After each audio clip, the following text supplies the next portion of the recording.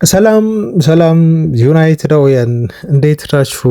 ቤተሰቦቻችን ተወዳጆች እንደተለመደው ከተፍ ብለናል። ፋሚሊያንስ በርከት ያሉ መረጃዎች አሉ ከዩናይትድ ጋር በተያያዘ እነኛን መረጃዎች ወደ እናንተ እናደርሳለን። ማይክል ካሪክ የማንቸስተር ዩናይትድ ኮንትራቱን በይፋ ፈርሟል። እሱ ለ2 ዓመታት በዩናይትድ ለመቆየት ከአርቴታ ጋር በቀጣይ ሲዝን ለሊጉ ሻምፒዮንነት ለመፎካከር ሲያስብ ደግሞ የሊጉ ሌጀንድ የማንቸስተር ሲቲው አለቃ ፔፕ ጋርዲዮላ ሲቲን መልቀቁ እርግጥ እንደሆነ ትላንት በይፋ አሳውቋል። የፔፕ ጋርዲዮላን መልቀቅ ተከትሎ ታዲያ ዩናይትድ የሊጉ ሻምፒዮን ለመሆን የተሻለ እድል በቀጣይ ሲዝን የለውም ወይ ብላችሁ ታስባላችሁ የሚለውን ሀሳብ አንስተን እናያለን። ይሄ ዜናችን አንዱ አካል ነው። ከዛ ውጭ የዩናይትድ ተጫዋቾች በሽልማት እየተንበሻበሹ ነው። ሴላሜንስ ከዘ አትሌቲክ ጋዜጣ የሊጉ ምርጥ ፈራሚ ተብሎ ተጠቅሷል። ሪከርድ ሊሰብር ሴላሜንስ ተቃርቧል። ይሄን ነገራችኋለን። ብሩኖ ፈርናንዴዝ በዘ አትሌቲክ ጋዜጣ የዓመቱ የሊጉ ምርጥ ተጫዋች ተብሎ ተመርጧል። ይህም የዜናችን አካል ነው የምናደርሳችሁ። ማርከስ ራሽፎርድ በበኩሉ ትላንት አዋራ አንስቷል።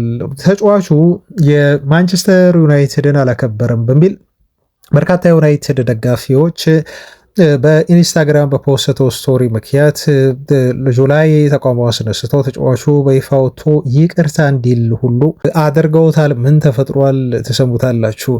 ቤን ጃኮብስ ስለ ማንቸስተር ዩናይትድ ቀጣይ የዝውውር እንቅስቃሴዎች ሲያወራ ክለቡ 5፣ 6፣ 7 ተጫዋች ሊያስፈርም ይችላል ብሎ እስከ 7 ተጫዋች ሊያስፈርሙ እንደሚችሉ ለቀጣይ የዝውውር መስኮት ደግሞ ለማይክል ካሪክ 400 ሚሊዮን ዩሮ የዝውውር በጀት እንደሚበጅቱለት አረጋግጧል። በጣም የሚያስደስት ዜና ይመስላል። ዩናይትድ ተጫዋች እንዲያስፈርም በርካታ ገንዘቦች አሁን ማርኬቱ ላይ ተፈቅዶለታል። ከዝውውር ዜና ጋር በተያያዘ የሮማዎች የዘርክዚ ፈላጊ ሆነው ስለመቅረባቸው ሻምፒዮንስ ሊግ አሁን ኦልሞስት እየተሳተፉ ነው። ገንዘብ አቅም አላቸው። ሮማዎች ዘርክዚን ከዩናይትድ እንደሚወስዱት እየተጠበቀ ይገኛል። ይሄ ደግሞ ለዩናይትድ መልካም ዜና ይመስላል።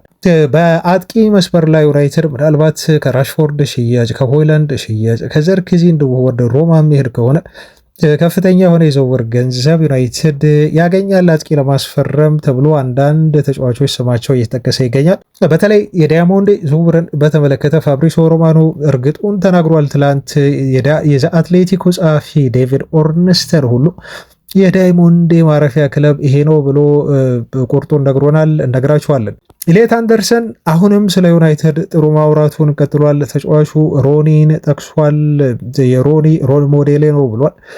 ከዛ ውጭ ደግሞ ብሩኖ ፈርናንዴስ ለኔ ዓመቱ ምርጥ ተጫዋች ነው ይልጎ ሲል ኢሌት አንደርሰን አሞካሽቶታል። የዩናይትድ ተጫዋቾች ግን ታሪክን ወደኋላ መለስ ብለው ዩናይትድ ዲክላን ራይስን ለማስፈረም ያኔ በተንቀሳቀሰበት ወቅት በጊዜ ከዝውውር ፉክክር ራሱን አግልሏል።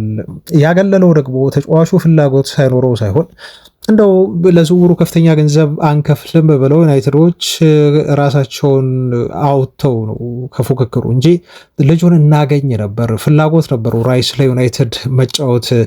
ነገር ግን ተመልከቱ፣ አርሰናል ቤት ሄደ፣ ከዛ ስኬታም በሆነ የሊጉ ሻምፒዮን ሆነ። ይሄንን ነገር አሁን ዘንድሮ ደግሞ በኢሌት አንደርሰን ወደ ሲቲ ሄዶ እንዲደገም አንፈልግም ብለው የዩናይትድ ደጋፊዎች ሁለቱን ተጫዋቾች የዝውውር ሁኔታ እያነጻጸሩ በርካታ ሀሳቦችን ሰጥተዋል።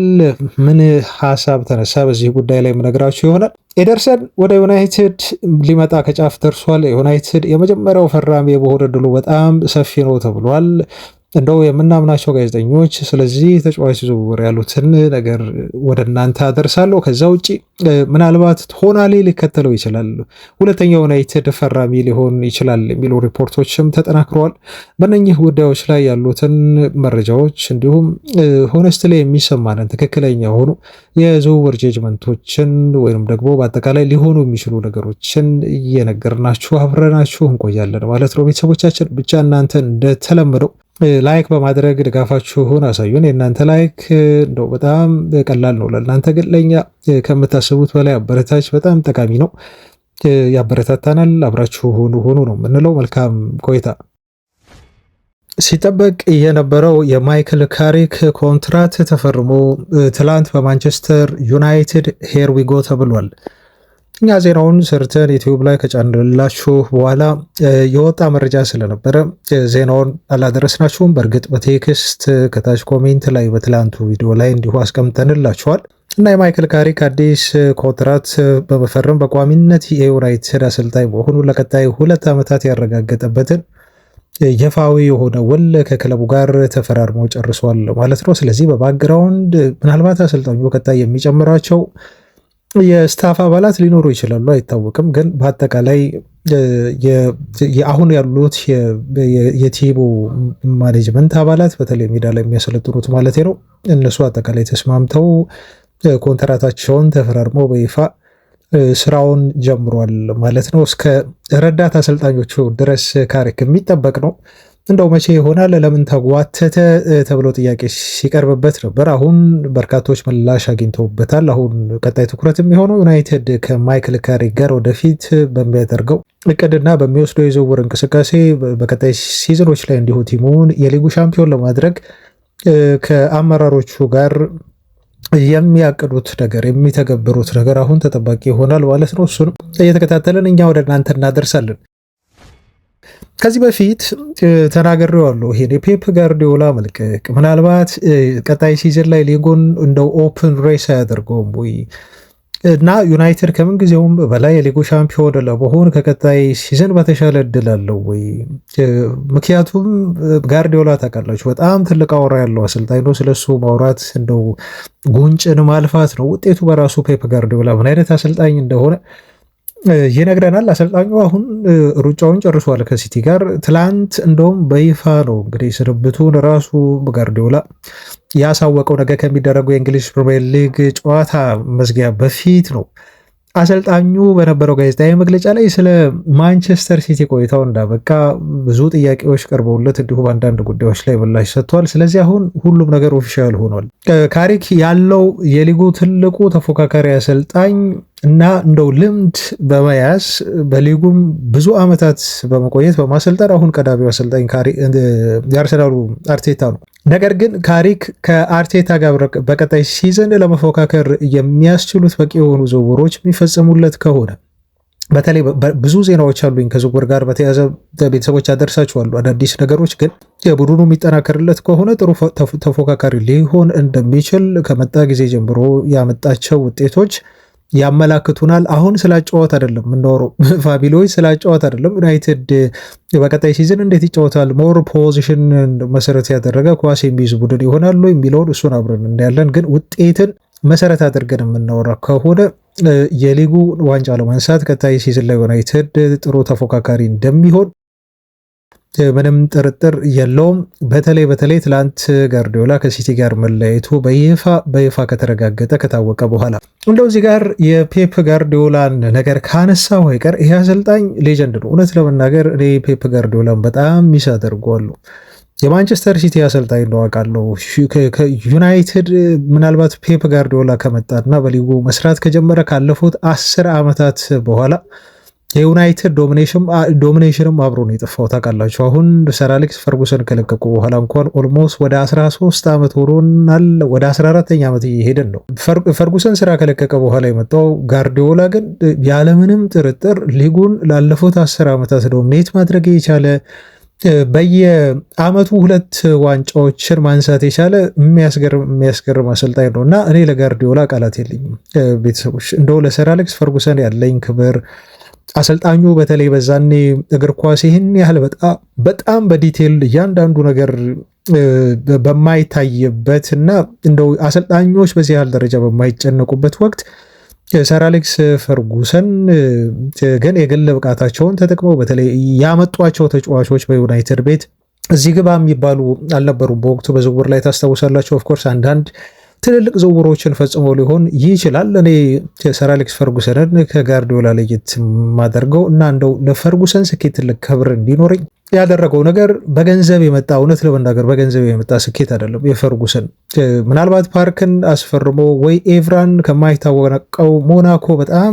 ጥቂት በሚባል ገንዘብ አምጥቶ ኤቭራን አንድ ከማይታወቅ ቪዲችን አንድ ከማይታወቅ ሊግ ውስጥ አምጥቶ ኤሪክ ካንቶናን ከሊድስ ዩናይትድ አስፈርሞ ወይ ሮይኪንን ከኖቲንግሃም ፎረስት አምጥቶ በወቅቱ ፈርጉሰን እንደው ከማይታወቁ ቲሞች ተጫዋቾችን እየመለመለ በጣም በትንሽ ገንዘብ ቡድን ግን ሰርቶ ደግሞ ይሄን ቡድን እንግሊዝን እግር ኳስ ዶሚኔት ማድረግ እንዲችል ያስቻለ አሰልጣኝ ነው። በዚህ ምክንያት ለፈርጉሰን ያለኝ ቦታ እንደው የዩናይትድም ደጋፊ ከመሆኔ አንጻር ሳይሆን አሰልጣኙ በጣም ትልቅ ክሬዲት የሚገባው አሰልጣኝ ነው። በትንሽ ነገር ግን ትልቅ ነገር መስራት እንደሚችል አሳይቷል። ይህን ስል የጋርዲዮላን ስኬቶች ማናናቂ አይደለም፣ ግን የጋርዲዮላ ስኬቶች በገንዘብ የተደገፉ ናቸው። ይህን ደግሞ መካድ አልችልም። ፔፕ ጋርዲዮላ የሄደባቸው ቲሞች ሁሉ ያሰለጠናቸው ቡድኖች ሁሉ በጣም በቂ ድጋፍ የሚደረግለት የፈለገውን ተጫዋች አይደለም በክረምት የዝውውር መስኮት ቀርቶ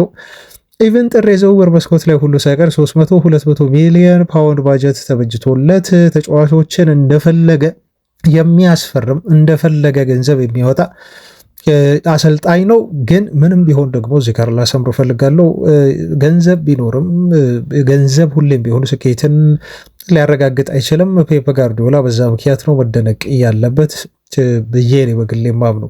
አንድ ሻምፒዮንስ ሊግ አገኘ፣ እንደዚሁም 6 የፕሪሚየር ሊግ ዋንጫዎችን ነው ያነሳው። በጣም የሚያስገርም ነው። ከ10 ሲዝን 6ቱን ማንሳት ማለት ይሄ ቶታል ዶሚኔሽን ነው። ከዛ ውጪ ደግሞ 5 የሊግ ካፕ ዋንጫን አንስቷል። እንዲሁም 3 የኤፍኤ ካፕ ዋንጫን አንስቷል። 3 የኮሚኒቲ ሺልድ ዋንጫን አንስቷል። እንዲሁም 1 የዩኤፋ ሱፐር ካፕ እና 1 የፊፋ ክለብ ወርልድ ካፕ ዋንጫዎችን በሙሉ በማንሳት ነው እንግዲህ ይሄ አሰልጣኝ አሁን በ10 ዓመት ቆይታው 20 ዋንጫዎችን አግኝቶ የማንቸስተር ሲቲ ምንጊዜም ሌጀንድ ሆኖ ስራውን የሚለቀው። ትላንት በነበረው ጋዜጣዊ መግለጫ ላይ ሰር አሌክስ ፈርጉሰን ቴክስት አድርጎልኛል፣ ሜሴጅ አድርጎልኛል። በጣም ነው ደስ ያለኝ በሲቲ ቤት ባሳካሁት ነገር ሰር አሌክስ ፈርጉሰን ለሰጠኝ ሜሴጅ በጣም ሰው ሃፒ ሲል ነው የተናገረው ጋርዲዮላ። ከዛ ውጪ ጋርዲዮላ ከሲቲ በር ላይ እንዲሁ ኢትሃድ ላይ ማለት ነው ሲቲ ቤታቸው ስለሆነ በሲቲ ኢትሃድ ስቴዲየም በር ላይ ሐውልት ይቆምለታል ተብሏል። ሲያንሰው ነው ኢቨን ስቴዲየማቸውን ስያሜ ራሱ ኢትሃድ መሆኑን ትተው ጋርዲዮላ ስቴዲየም ቢሉት እኔ እነሱን የሚያኮራ በጣም በታሪክ የሚጠቀስ አሰልጣኝ ሆኖላቸው እንግዲህ ያልፋል ማለት ነው። እና ፔፕ ጋርዲዮላ እውነት ለመናገር ሚስ አደርገዋለሁ። ሚስ የማደርገው ፕሬስ ኮንፈረንስ ላይ የሚሰጣቸው በጣም አዝናኝ የሆኑ በሳል የሆኑ አስተያየቶቹ አንድ እነኚህ ናቸው።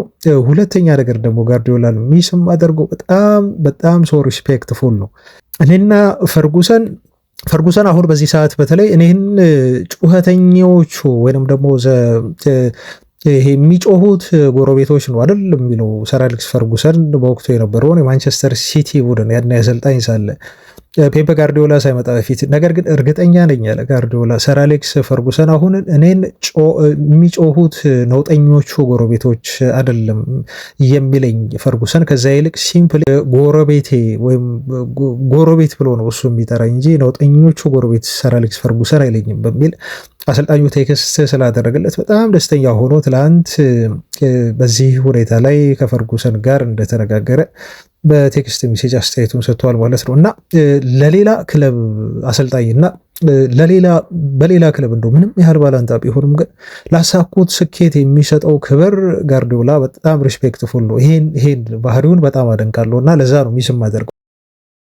በቅርቡ እንደውም ከቴሪ ዳንኤል ሆነሪ ጋር ቃለመጠይቅ ሲያደርግ ነበር እና ቴሪ ዳንኤል ሆነሪ አሁን ካሉ በቃ አሰልጣኞች አንተ በጣም የምታስገርመኝ ለእኔ በጣም ሌጀንድ የሆንክ አሰልጣኝ ምናምን ይለዋል እና በመሀል ጣልቃ የገባና ፔፕ ጋርዲዮላ እያለ ይገልጻል ማለት ነው። ይሄ ላለመቀበል የሚደረግ አይነት ሪያክሽን ማለት ነው። እና ሄነሪ ተው እንደዛ አትበል አይነት ነገር እያለ ነው የሚለው። ብዙ አሰልጣኞች ስላሉ ከኔ ይበልጥ ስኬታማ የሆኑ የሰሩ ተው እንደዛ አትበል ይለዋል። ግን ቴሪ ዳንኤል ሆነር ያስቆመዋል።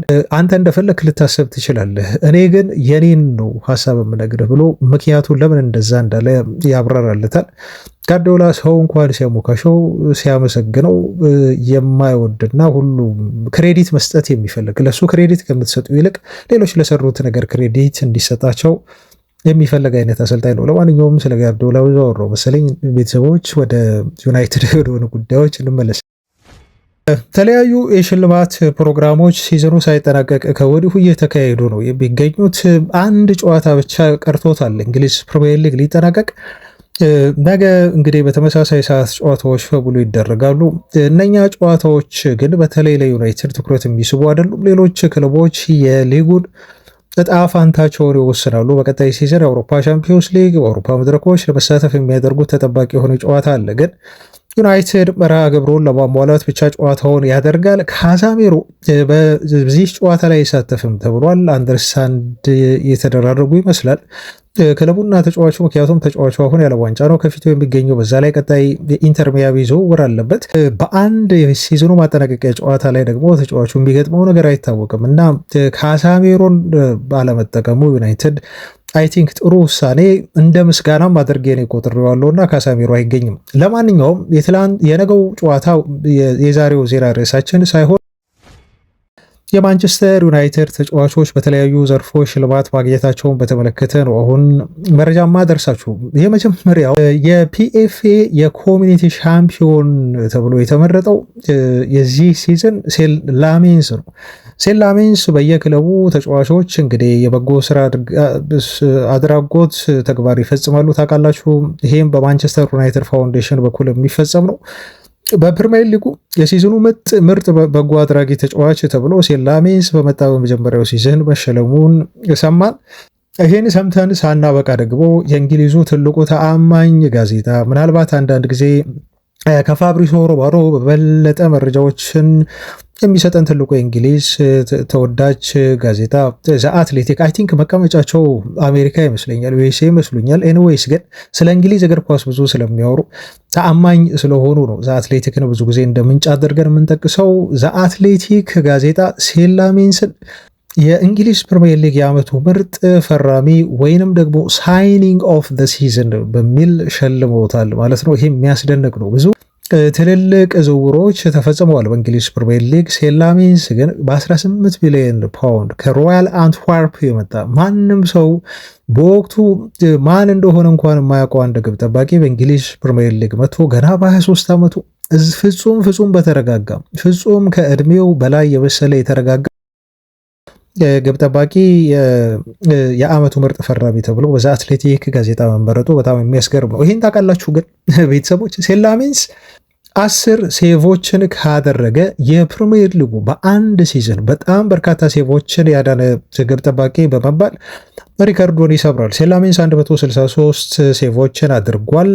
የሊጉን ሪከርድ የያዘው ደግሞ ሳም ጆንስተን ነው። ሳም ጆንስተን 166 ሴቮችን በአንድ ሲዝን አድርጓል። ለዌስት ብሮሚች አልቢየን ግብ ጠባቂ ሆኖ በተጫወተበት በ2021 ሲዝን ላይ ታዲያ ሴል ላሜንስ በቀጣይ የብራይተን ጨዋታ 4 ኳሶችን ሴቭ የሚያደርገ ከሆነ አይ ቲንክ በጣም ሰፊ እድል አለው እኔ ይመስለኛል። ምክንያቱም ብራይተኖች ለአውሮፓ መድረክ ይጫወታሉ። ዩናይትድ ላይ መሞከራቸው አይቀርም፣ ማጥቃታቸው አይቀርም። ካሳሜሮ ደግሞ አማካይ ክፍል ላይ አይኖርም። ስለዚህ ሴል ላሜንስ ሪከርዱን ሊሰብር የሚችልበት በጣም ሰፊ እድል አለ 4 ኳሶችን ብቻ የሚያደርግ ከሆነ። ዘ አትሌቲክ ጋዜጣ ምርጡ ፈራሚ ተብሎ መመረጡ ግን የሚገባው ይመስላል። በሌላ በኩል ደግሞ በማንቸስተር ዩናይትድ በጥብቅ ሲጠላ የነበረው ወደ ቱርክ አምርቶ ለትራብስፖር ተብሎ ነው የሚጠራ ክለብ በመጫወት ላይ የሚገኘው አንድሬ ኦናና ትላንት ሻምፒዮን ሆኗል። የቱርኪሽ ካፕን ነው ትላንት ማንሳት የቻለው። ትራብስፖር የኮንያ ስፖርት ተብሎ የሚጠራውን ክለብ 2-1 በሆነ ውጤት አሸንፈዋል። ይሄን ዋንጫ ሲያነሱ ታዲያ የሴቭ ሃትሪክ ነው የሰራላቸው ኦናና። ለማንኛውም ከዩናይትድ በውሰት ወጥቶ ወደ ቱርክ አንድ ትልቅ ዋንጫ አንስቶ ትራብስፖርን ሻምፒዮን አድርጓል። ግን የውሰት ጊዜውን ሲያጠናቅቅ ተጫዋች ወደ ዩናይትድ ለመመለስ ተስፋ አድርጎ ከሴላሚንስ ጋር መፎካከር ቢፈልግም ዩናይትዶች ፍጹም አትድረስብን፣ ኦናና ባለህበት እዛው ራቅ በሚል በክለቡ ቦታ እንደሌለው ተጫዋቹ ቢመለስ እንኳን መልሰው በውሰት እንደሚሰጡት ዩናይትዶች አሳውቀውታል ተብሎ ተገልጿል። በሌላ የዘ አትሌቲክ ምርጫ እንደዚሁ ልለፍ ፈጠን ብዬ ላውራ ቤተሰቦች። ብሩኖ ፈርናንዴዝ የሲዝኑ ምርጥ ተጫዋች ተብሏል። ይህም በጣም የሚያስደስት ነው። ብሩኖ ፈርናንዴዝ በቀጥታ ቪዲዮ ልኳል። የሲዝኑ ምርጥ በባሉ የተሰማውን ደስታ የዘ አትሌቲክ ጸሐፊያንን በሙሉ አመስግኖ ነው ቪዲዮ የላከላቸው እና ብሩኖ ፈርናንዴዝን የሲዝኑ ምርጥ አድርገው ዘ አትሌቲክ ሲመርጡት በታዳጊዎች ደግሞ ፕሪሚየር ሊግ ያንግ ፕሌየር ኦፍ ዘ ሲዝን ብለው ኒኮ ኦሪየልን ከማንቸስተር ሲቲ መርጠውታል። ይህም ተጫዋች የሚገባው ይመስላል። የዓመቱ ምርጥ ማናጀር ብለው ደግሞ ሬጊስሊ ብሪስን ከሰንደርላንድ መርጠዋል። አዲስ ያሳደገው ቡድን ነው እንግዲህ ሰንደርላንድ ያው ታውቃላችሁ፣ ግን አዲስ ቢያሳድገው አሁን ለአውሮፓ መድረክ ከፍተኛ ተፎካካሪ ሆነው ቀርበዋል። የመጨረሻ የሲዝኑ ማጠናቀቂያ ጨዋታቸውን ደግሞ በሜዳቸው ቼልሲን የሚገጥሙበት ይሆናል እና ሲዝኑን የሆነ ተሳትፎ ለማግኘት ብለው የሚያደርጉት ምናልባት በአውሮፓ መድረክ ለመሳተፍ የሚያደርጉት የመጨረሻ እድላቸው ነው። ሰንደርላንዶች በጣም አስደናቂ ጊዜ ነው ያሳለፉት በዚህ ሲዝን። አሰልጣኛቸው ኮከብ የዓመቱ ምርጥ አሰልጣኝ ተብሎ ተመርጧል። ማይክል አርቴታን ዘአትሌቲክ ዘለውታል። ይሄን አሰልጣኝ መርጠው ማለት ነው። የፕሪሚየር ሊጉ ምርጥ ቡድን ብለው ደግሞ ግብ ጠባቂ ዴቪድ ራያ፣ ተከላካዮች ጁሪያን ቲምበር፣ ዊሊያም ሳሊባ እና ገብርኤል ከአርሰናል፣ ኒኮ ኦሬሊን ከሲቲ፣ ዲክላን ራይስ አማካይ ስፍራ ላይ እንዲሁም ብራያን ቼርኪን ከሲቲ፣ ብሩኖ ፈርናንዴዝን ከዩናይትድ፣ አጥቂ ቦታ ላይ አንቶኒዮ ሴሜኒዮን ከበርንመዝ አሁን ሲቲ ይጫወታል፣ ግን ኢጎ ቲያጎ የተባለውን አጥቂ እንዲሁ ከብሬንትፎርድ እና አርሊንግ ብሮት ሃላንድን ከሲቲ መርጠው የዓመቱ ምርጥ የሊጉ ቡድን ነው በሚል ዘአትሌቲኮች ይፋ አድርገዋል። እንግዲህ ዘአትሌቲኮች ለብሩኖ ፈርናንዴስ የዓመቱ ምርጥ ተጫዋችነት ሽልማትን ሰጥተውታል። ቀጣይ ደግሞ የእንግሊዝ እግር ኳስ ማህበር ብሩኖ ፈርናንዴስን የዓመቱ ምርጥ ተጫዋች ብሎ የመርጠው ይሆን የሚለውን አብረን የምናይ ይሆናል። የነገው ጨዋታ ግን በነገራቸው ላይ ለብሩኖ ፈርናንዴስ በጣም ወሳኝ ነው። ቅድም ስለ ሴላሚንስ 4 ሴቭ ማድረግ እና ሪከርድ ስለመስበር ስናወራ ነው። ብሩኖ ፈርናንዴዝም ነገ ዩናይትድ ተጫዋቾች እንደው እኔ ቢሰሙኝና እንደው ተማጽኖ ባቀርብላቸው በጣም ደስ ይለኛል። ቤተሰቦች በነገራቸው ላይ በተለይ ብዙ ኳስ የሚያመክነው የሚስተው ማይጠቀመው ብሪያን ምቡሞ ወይም ደግሞ በራስ መተማመኑን ፍጹም በማጣቱ ምክንያት አንዳንድ ጊዜ መምታት ያለበትን ትክክለኛ ኳሶች ባለመምታት ጎል ሳያስቆጥር የሚቀረው አማድ ዲያሎን በማጸናቸው ደስ ይለኛል። ምናልባት ቤንጃሚን ሼሽኮ ቢኖር ኖሮ ወይ ደግሞ ካሳቤሮ ቢኖሩ ኖሮ የቆሙ ኳሶችን በመግጨት ወይም በተለይ ደግሞ በደንብ እየተረዳው የመጣ የሚመስለኝ ቤንጃሚን ሼሽኮ ነበር ብሩኖ ፈርናንዴዝን ጎሎችን የሚያስቆጥሩለት እና እነኚህ ተጫዋቾች አለመኖራቸው ብሩኖ ፈርናንዴዝን ሊጎዳው ይችላል። ስለዚህ ሙሉ ለሙሉ ጎሎችን እንዲያገቡለት የሚተማመንባቸው 3 ተጫዋቾች አማድ፣ ብሪያን ምቡሞ እና ኩኒሃ ናቸው። ኩኒሃ እንኳን ያገኘውን እድል ይጠቀማል፣ ግን አማድ እና ብሪያን ምቡሞ የሚሰጣቸውን የጎል ማግባት እድሎች እንዲጠቀሙና ተጫዋቹ ሪከርድ እንዲሰበር እንዲያደርጉ ተጸልያለሁ። ለማንኛውም ብሩኖ ፈርናንዴዝ ይሄን ሪከርድ ለመስበር ነገ ይጫወታል። ከጨዋታው እንደው 3 ነጥብ ይልቅ በጉጉት የምንጠብቀው ብሩኖ ፈርናንዴዝ አሲስት ማድረጉን ነው። ምንም እንኳን ሮይ ኪን ደካማ ሜንታሊቲ እያለ ቢተቸንም ግን እኛ ለብሩኖ ፈርናንዴዝ ሲዝኑን በሙሉ ላሳየን ብቃት እንደዚሁ ለማንቸስተር ዩናይትድ ተጫዋቹ በከፈለው መስዋዕትነት ምክንያት ቢያንስ ዩናይትድ ዋንጫ ባያገኝ እንኳን ይሄ ክብር ይገባዋል ብለን ከብሩኖ ፈርናንዴዝ ጎን መቆማችንን እንቀጥላለን። ሮይ ኪንም መተቸቱን ይቀጥላል ማለት ነው። ለማንኛውም ነገ ብሩኖ ፈርናንዴዝ አሲስቱን እንዲያደርግ የዩናይትድ ተጫዋቾች የሚያገኙትን የጎል ማግባት እድሎች በአግባቡ ተጠቅመው ከመረቡ ላይ ማሳረፍ ይጠበቅባቸዋል ለማለት ነው። ቤተሰቦች ብሩኖ ፈርናንዴዝ መልካም እድል እንዲገጥመው ከወዲሁ እንመኛለን። እንቀጥል ቤተሰቦች፣ ወደ አጫጭር ዜናዎች እንለፍ። የዝውውር ዜናዎቻችን አብዛኛውን ድርሻ የሚይዙበት ክፍል ላይ ነው ያለነው አሁን። ግን መጀመሪያ እስቲ የማርከስ ራሽፎርድን ትላንት ፖስቱን በተመለከተና ፖስቱ አያይዛበት ስላመጣቸው ችግር እንመልከትና እንግሊዝ ብሔራዊ ቡድን ተጠርቷል። ራሽፎርድ ያው ታውቃላችሁ የሚጠበቅ ነበር የራሽፎርድ ጥሪ። ሳይጠበቅ ግን ቶማስ ቱኸል ያስቀሯቸው በርካታ ከዋክብት አሉ። በጣም ድፍረት የተሞላበት ውሳኔ ነው ቱኸል ያሳለፉት። ከፍተኛ ተቃውሞ ሊያሰማባቸው ይችላል፣ ሊያደርስባቸው ይችላል። በተለይ በእንግሊዝ ብሔራዊ ቡድን የዓለም ዋንጫ ውጤትን መሰረት አድርገው ትችቱ ሙገሳውንም ሊያመጣ የሚችል ውሳኔ ነው የወሰኑ። ታውቃላችሁ ራሽፎርድ ሲመረጥ ታዳ የምስጋና የሚመስል አይነት ጽሁፍ አሰፈረ። በዚህ ምስጋናው ላይ ታዲያ የገለጸው ሁለት አሰልጣኞችን እና ሁለት ክለቦችን ነው።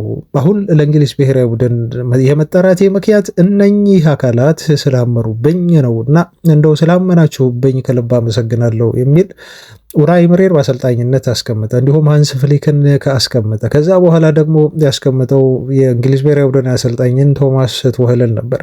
በክለብ ደረጃ ደግሞ የተጫወተበት ከዚህ በፊት አስቶን ቪላን አስቀመጠ። ከዛ ደግሞ ባርሴሎናን አስቀመጠ። አሁን እነኝን ሁለት ክለቦች ሲጠቅስ ሶስት አሰልጣኞችን ሲጠቅስ ግን በሳምንት እንደው 325,000 ፓውንድ እየከፈለው እንደው ልጁ ከልጅነቱ ጀምሮ እንደው የምግብ እጥረት ያለበት ልጅ ይመስል እንደዛ ቀንጭሮ በማንቸስተር ዩናይትድ አካዳሚ መጥቶ ሲጫወትና ዩናይትድ ከልጅነቱ ጀምሮ ተንከባክቦ አሳድጎ ሁሉን ነገር አሳይቶ አሰልጥኖ ለዚህ ክብርና ዝና ያበቃው ለዚህ አሁን ላለበት ደረጃ የመድረሱ ምክንያት ትልቁ መሰረት ማንቸስተር ዩናይትድ ነውና ማንቸስተር ዩናይትድን እንግዲህ እንዴት ባልጠቀሰም እዚህ ጋር ማርከስ ራሽፎርድ በሚል ብዙዎች ትችት አቀረቡበት። ያው ዩናይትድ ደጋፊዎች ደግሞ ክለቡ ላይ ከመጣችሁባቸው አይሰሙም። እውነት ለመናገር ኢቨን ሌጀንድ ብትሆኑ እንኳን ለክለቡ ክብር ማትሰጡ ከሆነ ዩናይትድ ደጋፊዎች የክለቡን ሪስፔክት መልሶ ለማግኘት እዛ ተጫዋች ላይ ተጽዕኖ ማሳደራቸው አይቀርም። ከዛ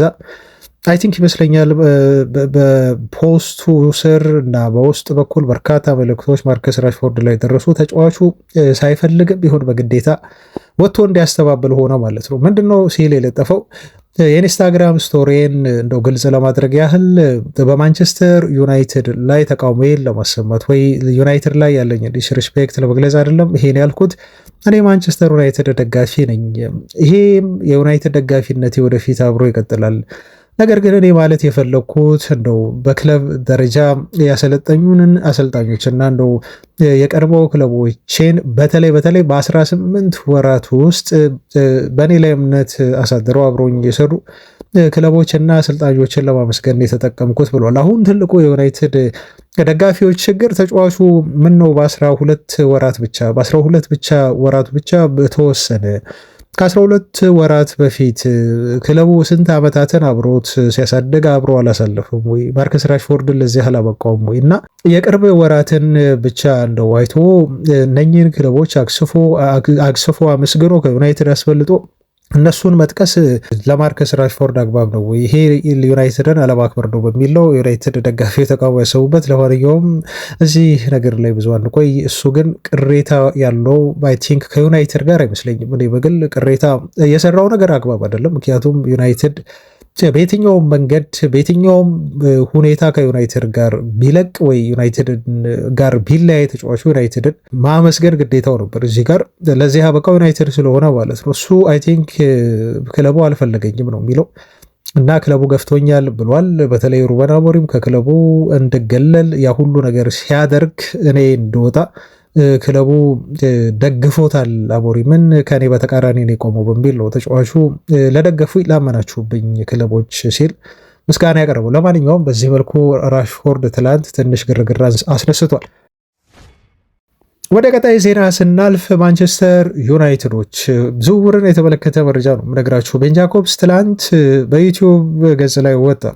በተለመደው የዩናይትድ ዩቲዩብ ስታር ቻናል ላይ ወጥቶ ነው በተለያዩ ጉዳዮች ላይ ጥያቄ ቀርቦለት አስተያየት የሰጠው። በአንዳንድ ዝውውሮች ላይ የተናገራቸውን ንግግሮች፣ ቃለ መጠይቆቹን የመለሳቸውን መልሶች እመለስበታለሁ። ግን ጠቅለል አድርጎ ስለ ማንቸስተር ዩናይትድ ዝውውር ቀጣይ እቅዶች እንደዚህ ሲል ተናገረ።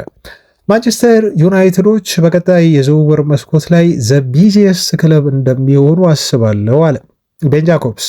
በክረምት የዝውውር መስኮት ዩናይትድ 5፣ 6 ወይ ደግሞ 7 ተጫዋቾችን የማስፈረም እድል አለው። በዚህ ያህል ቁጥር ተጫዋቾችን ለማስፈረም እየተንቀሳቀሰ ነው። ክለቡ በአጠቃላይ በክረምት የዝውውር መስኮት ላይ የሚያወጣው የዝውውር ገንዘብ እስከ 400 ሚሊዮን ዩሮ ሊደርስ ይችላል። በተጫዋቾች ዋጋ ትመናና እንደዚሁም ገበያው በሚፈቅድላቸው መጠን ዩናይትዶች ለዝውውር ብቻ 400 ሚሊዮን ዩሮ ሊያወጡ ይችላሉ በሚል ነው። ይህ እውቅና ተአማኝ ጋዜጠኛ ዩናይትዶች አግሬሲቭሊ በቀጣዩ በክረምት የዝውውር መስኮት ተጫዋቾችን ለማስፈረም ወደ ገበያ እንደሚወጡ ያረጋገጠው። የአውሮፓ የተለያዩ ሊጎች የዝውውር መስኮቱ አሁን በይፋ ይከፈታል። በዚህ ሳምንትና እስከ ቀጣይ ሳምንት ሊጎች ይጠናቀቃሉ።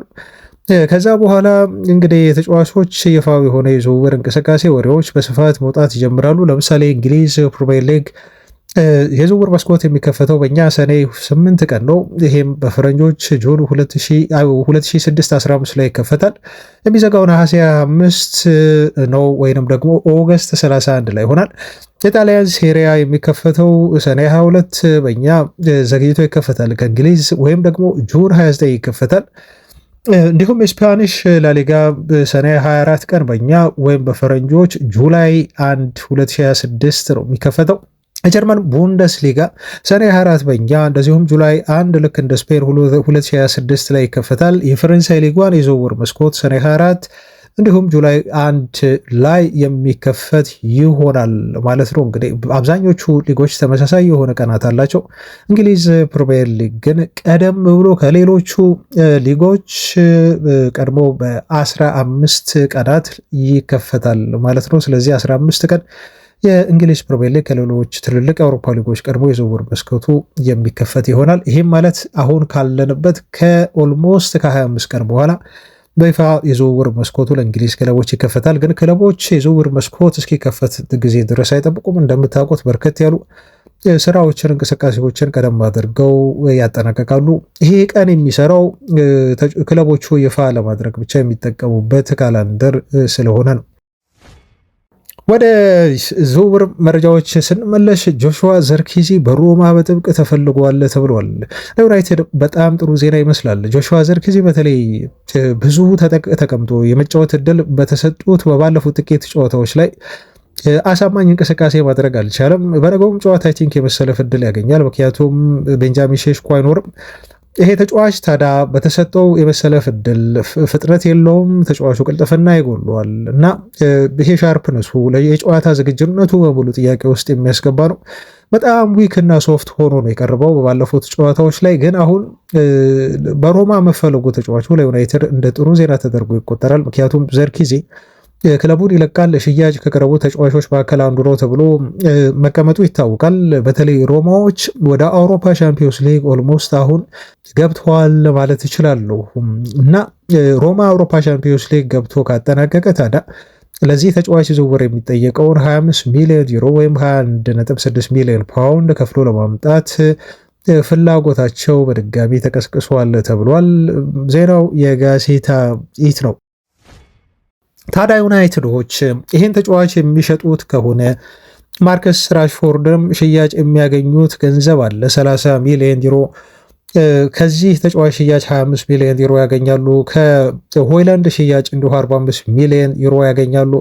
በአጠቃላይ ማንቸስተር ዩናይትዶች ከነኚህ ተጫዋቾች ብቻ ያገኙት አጠቃላይ የሽያጭ ገቢ ወደ 100 ሚሊዮን ዩሮ ይጠጋል ከሶስቱ ማለት ነው። እንግዲህ ሁለቱን ተጫዋቾች ይሸጣሉ ብለን ብናስብ፣ ስለዚህ ዩናይትዶች በጣም ጥሩ የሆነ የአጥቂ መስመር ተጫዋች ለማስፈረም ወደ ገበያው እንደሚወጡ ወይም ደግሞ በቀጣይ የዝውውር መስኮት በሚያስፈርሟቸው ተጫዋቾች ላይ እንደ ድጎማ ይህን ገንዘብ ለዝውውር እንደሚያውሉት እየተነገረ ይገኛል።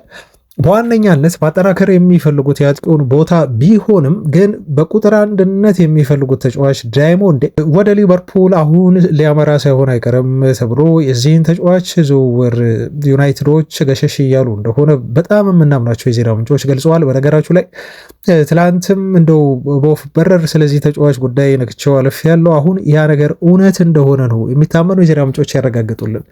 ዴቪድ ኦርንስተን ምን አለ? ዳይሞንዴ ይበልጥ ከዩናይትድ ይልቅ ለሊቨርፑል የቀረበ ተጫዋች ነው። ምክንያቱም ሌፕዚሾች ለተጫዋቹ ዝውውር 85 ሚሊዮን ፓውንድ እና ከዛ በላይ ነው የጠየቁት።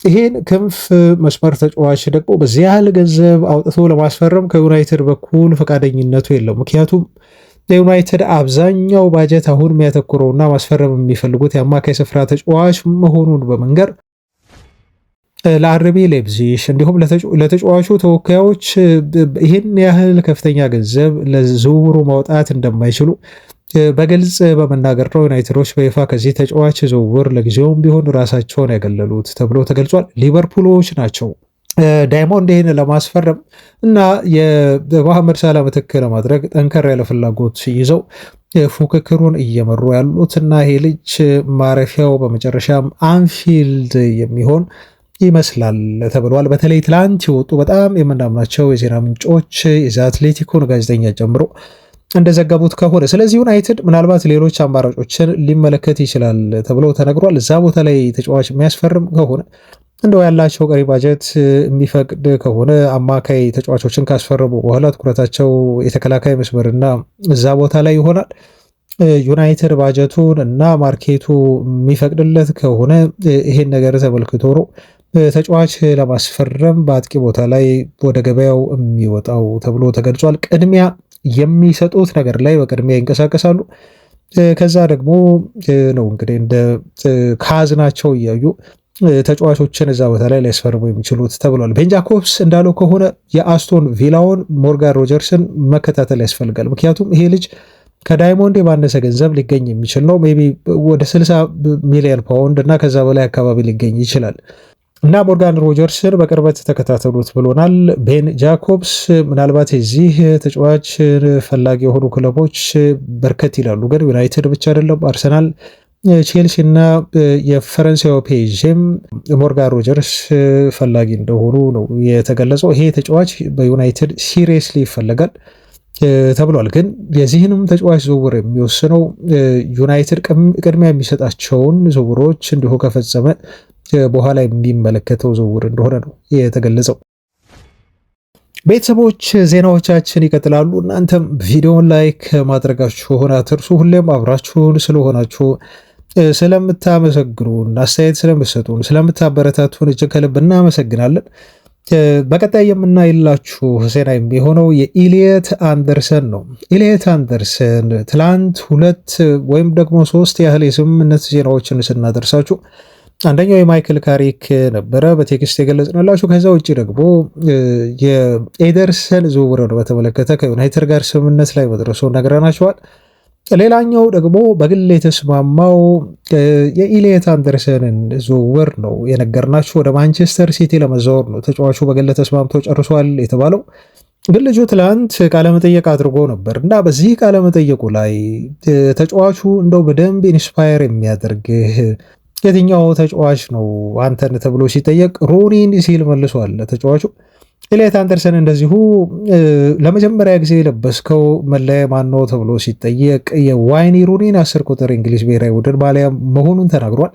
ወደ እንግሊዝ ብሔራዊ ቡድን መጠራቱን ተከትሎ ነው ለቀረበለት ጥያቄዎች ምላሽ የሰጠው። ከዛ ውጭ ደግሞ የእንግሊዝ ፕሪሚየር ሊግ ዓመቱ ምርጥ ተጫዋች ለአንተ ማን ነው ሲባል ብሩኖ ፈርናንዴዝ ሲል ኢሊየት አንደርሰን ምላሽ ሰጠ ማለት ነው። እና እንደውም ብዙ የዩናይትድ ደጋፊዎች ታዲያ ይሄ ልጅ እንዴት በዚህ መልኩ ስለ ዩናይትድ ተጫዋች እያወራ ዋይኒ ሩኒን ሞዴል አድርጎ ያደገ ልጅ ሆኖ ሳለ እንዴት ከዩናይትድ ይልቅ ሲቲ ሊመርጥ ይችላል ብለው በዩናይትድ አመራሮች ላይ ጥያቄ ማንሳት ጀምረዋል። ተጫዋቹ ልክ እንደ ዲክላን ራይስ ነው። ዲክላን ራይስ ወደ ማንቸስተር ዩናይትድ መምጣት ፈልጎ ነበረ። ነገር ግን የማንቸስተር ዩናይትድ አመራሮች ለተጫዋቹ የተጠየቀውን 105 ሚሊዮን ፓውንድ የዝውውር ገንዘብ ማውጣት ስላልፈለጉ ራሳቸውን ከዝውውሩ አገለሉ እንጂ ዲክላን ራይስም ይህኔ የዩናይትድ ተጫዋች ይሆን ነበር። ያኔ የሰሩትን ስህተት አሁን በዚህ ተጫዋች ላይ እየደገሙ ነው እንጂ ተጫዋቹ ዩናይትድ እሱን ለማግኘት ቁርጠኛ የሚሆን ከሆነ የተጠየቀውን የዝውውር ገንዘብ ለማውጣት የሚፈቅድ ከሆነ ዩናይትድ ወደ 120 ሚሊዮን ፓውንድ ከሲቲ በተሻለ መልኩ ተጫዋቹን ማስፈረም ይችላል። ምክንያቱም ልጁ ከንግግር ከእንቅስቃሴዎቹ ይሄ ኢንስታግራም ላይ ከሚፖስታቸው አንዳንድ ነገሮች የምንረዳው የማንቸስተር ዩናይትድ ደጋፊ መሆኑን ነው፣ ወይም ለዩናይትድ ከሲቲ በተሻለ ጥሩ ስሜት እንዳለው ነው ክለቡ ነው እንጂ ሊያስፈርመው ቁርጠኛ ያልሆነው በሚል ብዙ የዩናይትድ ደጋፊዎች ይህን እንደ ትልቅ ማሳያ አድርገው የክለቡ አመራሮች ላይ ኤሊዮት አንደርሰን ማይመጣ ከሆነ ጣታቸውን እየቀሰሩ ነው የሚገኙት። በነገራችሁ ላይ የዲክላን ራይስ ጉዳይ እውነት ነው። እኔ በወቅቱ ወደ አርሰናል ከመሄዱ በፊት እንደዚሁ የዝውውር ዜናዎችን እንዲህ እየተከታተልኩ አደርስ ነበር በዚህ ገጽ ላይ ሳይሆን በፊት የዩቲዩብ ቻናል ላይ ግን ያኔ ሪዮ ፈርዲናንድ እንዲህ ሲል ሲናገር ነበር። ቤተሰቦቻችን ራይስን አስፈርሙት፣ ዲክላን ራይስን አስፈርሙት፣ ወደ ማንቸስተር ዩናይትድ መምጣት ይፈልጋል አለ። በወቅቱ ይህን ጉዳይ ነው ያላመንኩት። ምክንያቱም ተጫዋች ወደ አርሰናል እንደሚሄድና የአርሰናል ዝውውርን ብቻ እንደሚፈልግ ነበረ የማውቀው። ሲነገረን የነበረውም ያን ነገር ነው። ግን ሪዮ ፈርዲናንድ በአደባባይ ወጥቶ ነው እመኑኝ ዲክላን ራይስን ሂዱና አምጡ፣ ክፈሉ ለዌስትሃም ዩናይትድ የሚያስፈልገውን ገንዘብ፣ ራይስ ከአርሰናል ይልቅ ወደ ማንቸስተር ዩናይትድ ይመጣል ብሎ በወቅቱ ሲናገር የነበረው ነገር እውነት እንደሆነ የገባኝ አሁን ነው። ቤተሰቦች ይሄን ያልኩበት ትልቁ ምክንያት በጣም የምናምናቸው ጋዜጠኞች ለምሳሌ ራውረንድ ዋይትዌል፣ አንዲ ሚትን የመሳሰሉ ጋዜጠኞች በዩቲዩብ ገጽ ላይ ቶታሊ ዴቪልስ የሚባል ፕሮግራም አለ እና ዩናይትድን በሚመለከት በዚህ ፕሮግራም ላይ ቃለ መጠይቅ ሲያደርጉ ዲክላን ራይስ በተለይ በአባቱ በኩል ማንቸስተር ዩናይትድ ማሊያን ለብሶ እንዲጫወት ከፍተኛ የሆነ ፍላጎት ነበረ። ምክንያቱም ብሪያን ሮብሰንን አባቱ እጅግ አድርጎ ያደንቃል እና ራይስ የአባቱን ፍላጎት ቢያንስ ለማሟላት ሲል የማንቸስተር ዩናይትድን ማሊያ አድርጎ ለመጫወት ልክ እንደ ሜሰን ማውንት ወደ ዩናይትድ በመጣበት መልኩ እሱም ለዩናይትድ ፈርሞ መጫወት ከፍተኛ የሆነ ፍላጎት ነበረው። ግን የማንቸስተር ዩናይትድ አመራሮች በልጁ ላይ ጥርጣሬ ነበራቸው። ከዛ ውጪ ደግሞ በተጫዋቹ ላይ የተለጠፈው የዝውውር ገንዘብ 105 ሚሊዮን ፓውንድ በወቅቱ እንደው ከፍለው ለማምጣት የሚደፍሩት ገንዘብ ባለመሆኑ ምክንያት እና አንዳንድ ሰዎችም ጥርጣሬ ስለነበራቸው በልጁ ብቃት ምክንያት ዲክላን ራይስ ወደ ዩናይትድ ሳይመጣ ቀረ እንጂ የአባቱም ፍላጎት እንዲሁም የልጁም ፍላጎት ወደ ዩናይትድ መጥቶ መጫወት ነበረ ሲሉ እነኚህ የሚታመኑ ጋዜጠኞች መግለጻቸው ያኔ ሪዮ ፈርዲናንድ የተናገረው ነገር ራሱ ትክክል መሆኑን በደንብ ያሳየበትን ማረጋገጫ ነው ማለት ነው የሰጡ ቤተሰቦች። አሁን ራይስን ያኔ ያተኗል ይላሉ የዩናይትድ ደጋፊዎች። አሁን ግን ፍጹም ሁለተኛ ስህተት መስራት የለባቸውም። ራይስ ያኔ አምልጦናል፣ ቆጭቶናል። ራይስ አሁን በአርሰናል ቤት የፕሪሚየር ሊጉ ሻምፒዮን ሆኗል። ግን ወደ የማንቸስተር ዩናይትድ ተጫዋች ሆኖ ያኔ ብሩኖ ፈርናንዴዝ ወደ ዩናይትድ እንዲመጣ እየወተወተው ነበረ። እንደው ሀሳቡን ሰምቶ ምናልባት ዩናይትድ ብቻ ነው መቀላቀል የምፈልገው ብሎ ገንዘብ እንዲሁ አስቀንሶ ዌስትሃሞችን ወደ ዩናይትድ ፈርሞ ቢሆን ኖሮ ከብሩኖ ፈርናንዴዝ ጋር ሊፈጥሮ የሚችሉትን ጥምረት ኢማጂን አድርጎ አስቡ። ዩናይትድ ራይስን በማጣቱ ምክንያት አማካይ ስፍራ ላይ ተጎድቷል። ይሄ መጎዳት ግን ለሁለተኛ ጊዜ መደገም የለበትም እና ክለቡ ኤሊዮት አንደርሰንን ለማስፈረም እንደው የተጠየቀውን መስዋዕትነት በሙሉ ከፍሎ ከሲቲ መዳፍ መቀማት አለበት ብለው ደጋፊዎች በዚህ መልኩ የመከራከሪያ ሀሳብ አንስተዋል። እናንተስ ቤተሰቦቻችን ምናልባት ኤሊዮት አንደርሰን ወደ ማንቸስተር ዩናይትድ ለመምጣት ከፍተኛ ደሞዝ ይጠይቅ ይሆናል። ምናልባት ኖቲንግሃም ፎረስቶች ተጫዋቹን ለመልቀቅ እስከ 120 ሚሊዮን ፓውንድ ሊጠይቁ ይችሉ ይሆናል።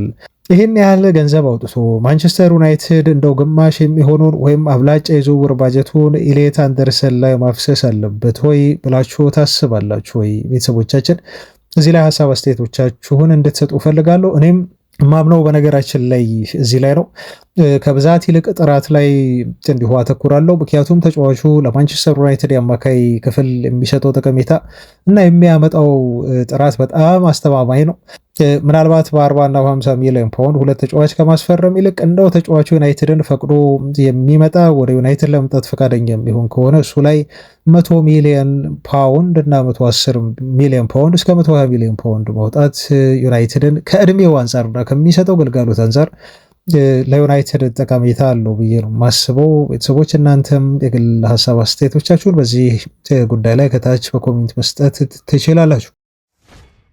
በመጨረሻም የኤደርሰንን መረጃ ላንሳ። እዚህ ጋር የኤደርሰን ስም ጉዳይ አሁን በጣም ፖፕአፕ እያደረገ መጥቷል። በተለይ ትላንት ቪዲዮ ካደረስኳችሁ በኋላ ሊረግብ አልቻለም እና አሁን እውነት እየሆነ ይመስላል። በነገራችሁ ላይ ኤደርሰን ምናልባት የማንቸስተር ዩናይትድ የዚህ ክረምት የዝውውር መስኮት የመጀመሪያ መፈራሚ የሆነው በኦልትራፎርድ ሳይደርስ አይቀርም ቤተሰቦቻችን እና የዚህ ተጫዋች ለዩናይትድ መፈረም መቃረብ ብዙ ተቃውሞዎችን እያስነሳ ነው። ብዙም እንደዚሁ ወሬዎችን በእርግጠኛ የመሆን ነገር አሁን መረጃዎች እየወጡ ይገኛሉ። በዛውም ልክ ደግሞ የተቃውሞ ድምጾች እየመጡ ነው ያሉት። ይህን ተጫዋች በተመለከተ መጀመሪያ መረጃ ያወጣልን ዲማርሲዮ ነው። ዲማርሲዮ ከሚታመኑ ጋዜጠኞች መካከል አንዱ ነው ብያቸዋለሁ። በጣሊያን ደረጃ ነው ያልኳቸው። ከዘ አትሌቲክ ወይ ከነ ላውረን ዋይትዌል ከነ ፋብሪዞ ሮማኖ ደረጃ አላስቀምጥም፣ ግን ብያቸው ነግሬያቸዋለሁ። ለምንድን ነው ይሄን ያልኩት? ዲማርሲዮ ጣሊያናዊ ተጫዋቾችን በተመለከተ ጣሊያናዊ ስል ዜግነት ሳይሆን እዛው ጣሊያን ሴሪያ የሚጫወቱ ተጫዋቾችን በተመለከተ ቅርብ የሆነ የዜና ምንጭ ነው። በጣም ብዙ መረጃዎችን ያገኛል። ከነ ፋብሪዞ ሮማኖ በነገራቸው ላይ እየቀደመ ነው። ኦፍኮርስ ጣሊያናዊ ነው ፋብሪዞ ሮማኖም፣ እሱ አጠቃላይ አውሮፓ ላይ ስለሚሰራ ነው። ግን ዲማርሲዮ ይህን ዜና ሲናገር እኔ ሀፋፍ ነው ማየው ብያቸዋለሁ። ከዚህ በፊት ብዙ ዜናዎችን ስለ ራሱ ኤደርሰን ሁሉ ሳይቀር ከዛሬ 2 ዓመታት በፊት ወይ ከዛሬ ዓመት በፊት ዜናዎችን ሲያወጣ ነበር። አንዳንድ ዝውውሮቹ ከወደ ጣሊያን የሚመጡ በተለይ አብዛኞቹ እንደው ተሳክተው አያውቁም፣ ሳይሳኩ ቀርቶ የከሸፉ ዝውውሮች እንዲሁ ነበሩ። ለዛ ነው ሙሉ እምነቴን ያልሰጠሁት። አሁን ግን የእንግሊዞቹም ተቀብለው እነ ቤን ጃኮብስ ሲያረጋግጡት፣ እነ ፋብሪዞ ሮማኖ ሲያረጋግጡት፣ ፕላስ ደግሞ አትሌቲክም ይህን ተጫዋች ስም ጠቅሶ ሪፖርት ሲጽፍበት እንግዲህ ጉዳዩ እውነትነት አለው ማለት ነው። እና አሁን በዚህ ሰዓት በተለይ ዲማርሲዮ አልሳትም፣ እዚህ ጋር ቀድሟቸው መረጃ እየሰጠን ነው። ስለዚህ ተጫዋች ዝውውር ጉዳይ ምንድነው ያለን? ዩናይትዶች ኤደርሰንና አማካይ ክፍል ላይ ቶናሊ ሊያመጡ ነው። ሁለቱን ተጫዋቾች እንደሚያስፈርሙ እርግጠኞች ናቸው ነው የሚለው ዲማርሲዮ። አሁን የሳንድሮ ቶናሊ ወደ ማንቸስተር ዩናይትድ የመምጣት የመሄድ ጉዳይ በጣም ስትሮንግ ነው ብሎ ከገለጸው በኋላ በቅድሚያ የቶናሊን ጉዳይ ግን ሂሳቡ ምን ያህል እንደሆነ አልታወቀም ነው እሱ የሚለው። ከ75 እስከ 80 የሚሉ አሉ፣ እስከ 100 ሚሊዮን ዩሮ የሚሉ አሉ። በሂሳቡ ጉዳይ ላይ ትንሽ መጣራት ያለበት ነገር አለ በኒውካስል በኩል ማለት ነው። ግን ቶናሊ የዩናይትድ የዝውውር ኢላማ ነው ከኤደርሰን ጋር። ሁለቱን በተለይ አማካይ ስፍራ ተጫዋቾች ዩናይትዶች የማስፈረም እድል አላቸውና በጣም ይተማመናሉ ይሄን እንደሚያደርጉ የሚል ዜና ነው ማለት ነው እሱ ይዞ የወጣው። ሳንድሮ ቶናሊን የመረጡበት ትልቁ ምክንያት እኔ የሚመስለኝ አይ ቲንክ ተጫዋቹ ከኢሌት አንደርሰን በተሻለ ወይም ረከስ ባለ የዝውውር ገንዘብ ወደ ዩናይትድ መምጣት የሚችል ተጫዋች በመሆኑ ምክንያት ነው። ይህን ጉዳይ ዴይሊ ሜል ጋዜጣም እንዲሁ ዘግቦታል። ሳንድሮ ቶናሊ አሁን በማንቸስተር ዩናይትድ ቤት ምናልባት በዝውውር እንቅስቃሴ በከፍተኛ ደረጃ እየታዩ ካሉ ተጫዋቾች መካከል አንዱ ነው እና ዩናይትዶች ርቀው ሄደዋል። ይሄን ልጅ ለማስፈረም የሚያስፈልጉ ስቴፖች አሉ። እነኛን ስቴፖች በደንብ አድርገው እየገፉ እየሄዱበት ነው የሚገኙት ተብሎ በዴይሊ ሜል ጋዜጣ ሁሉ ይሄ ጉዳይ ተረጋግጧል ማለት ነው። ስለዚህ እኔ እዚህ ጋር የምረዳው አሁን የግል ሀሳቤን ነው የምነግራችሁ። እዚህ ጋር የምረዳው ዩናይትዶች በኢሌት አንደርሰን የዩናይትድ ዝውውር ላይ እርግጠኞች አይደሉም። ከሁለት አንዱ ነው የሚያስፈርሙት፣ ወይ ኢሌት አንደርሰንን ወይ ደግሞ ቶናሊን ነው የሚያመጡት፣ ወይ ደግሞ ሸዋሜኒን ነው የሚያመጡት። ከሶስቱንም አያስፈርሙም። ከሶስቱ ሁለቱን እንኳን አያስፈርሙም፣ አንዳቸውን ነው የሚያመጡት። አሁን አማራጭ ከተባለ ከአማራጭ አንጻር እንደው የብቃቱን ነገር ወደ ጎንን ተውና በተለይ የገንዘብ ዋጋን ተመን አድርገን ስለምናወራ ለማንቸስተር ዩናይትድ በጣም ተስማሚ የሚመስለው ተጫዋች በተለይ ከገንዘብ አንጻር ይሄ ቶናሊ ጥያቄ የለው። በዛ ምክንያት ዩናይትዶች የኤደርሰን ጉዳይ ደግሞ ሲጨመር ተጫዋቹ ምናልባት ሲቲ አይ ቲንክ እኔ በሚፈልገው ነገር የሚያባብሉት ይመስለኛል። ምክንያቱም ሮድሪ መልቀቁ የሚቀር አይመስለኝም። ኢቨን ዘንድሮ ባይለቅ እንኳን ሮድሪ ቀጣይ ሲዝን ይለቃል፣ ኮንትራቱ ያበቃል፣ ምንም ማድረግ አይችሉም። ስለዚህ ሲቲዎች ሁነኛ የሆነ የሮድሪ ምትክ ነው እየፈለጉ የሚገኙት። ሮድሪ ለቀቀም አልለቀቀም ብዙ ገንዘብ ያወጣሉ። ኢሌት አንደርሰንን አይለቁም። በእርግጠኝነት በነገራችሁ በጣም ብዙ ገንዘብ ያፈሳሉ። አሁን ትልቁ ጥያቄ ዩናይትድ ይህን ገንዘብ ይህን በጀት በአብዛኛውን በጀት እዚህ ተጫዋች ላይ ለማፍሰስ ፈቃደኛ ነው ወይ የሚለው ግን ትልቅ ጥያቄ አለ። ዘ አትሌቲክ መልሶልናል ትላንት። በዩናይትድ በኩል እንደዚህ አይነት ስሜት የለም። ለኢሌት አንደርሰን 120 ሚሊዮን ፓውንድ ማፍሰስ፣ ለደሞዙ በሳምንት 300,000 ፓውንድ አካባቢ መስጠት በዩናይትድ በኩል የሚታሰብ አይደለም። ስለዚህ አሁን ወደ ቶናሊ ሺፍት ቢያደርጉ እኔ ምንም አይገርመኝም፣ የምጠብቀው ነገር ነው። ምክንያቱም ቶናሊ ያነሰ ደሞዝ ነው ሊጠይቃቸው የሚችለው። ምናልባት በ200 ወይ 250,000 ፓውንድ ሊፈርም ይችላል። ለዝውውሩም ቢሆን ዩናይትዶች እየተባለ እንዳለው ከሆነ 120 አልጠየቁበትም። ለዚህ ተጫዋች ዝውውር ከ70 እስከ 80 ሚሊዮን ፓውንድ በቂያቸው ነው።